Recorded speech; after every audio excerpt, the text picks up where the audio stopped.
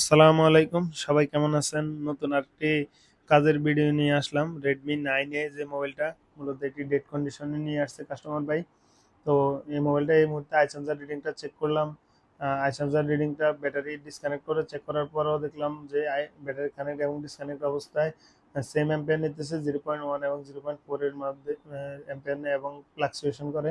তো মূলত battery connect ছাড়া যে আই চার্জারের অ্যাম্পিয়ার নেয়, এটি মূলত বিভেট অথবা বিপিএস লাইনে কোনো শর্টিং ইস্যু থাকলে এই সমস্যাটা হয়।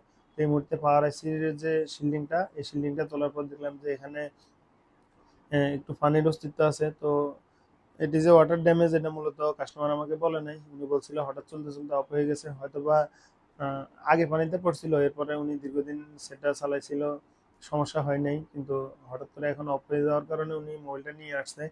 তো এই মুহূর্তে যে মোবাইলটি, এটির শিলিংটা তুলবো, শিলিংটা তুলে চেক করব কোন কোন জায়গায় শর্ট আছে। তো এই মুহূর্তে দেখেন শিলিংটা কিভাবে তুলি।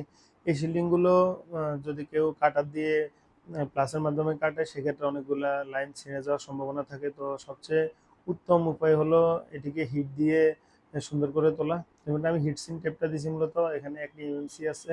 তো এমএমসিতে যেহেতু কোনো হিট ইস্যু না হয়, এজন্য শিলিং তোলার সময় যেহেতু হিট ব্যবহার করা হয়, ইমার্জেন্সিতে হিট ইস্যু হতে পারে, সেই জন্য ওইখানে হিটসিং টেপ দেওয়া।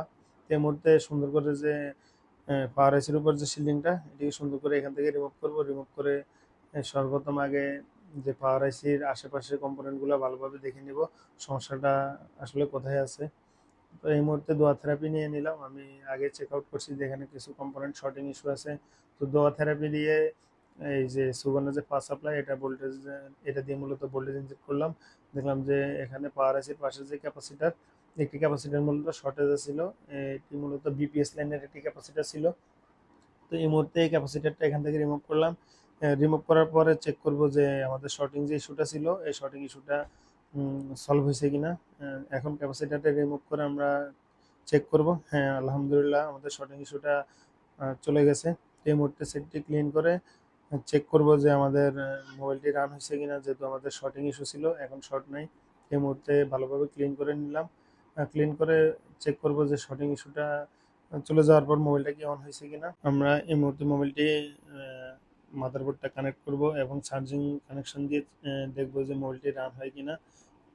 এখন চার্জে লাগিয়ে দেখলাম যে আলহামদুলিল্লাহ আমাদের মোবাইলটা রান হয়েছে।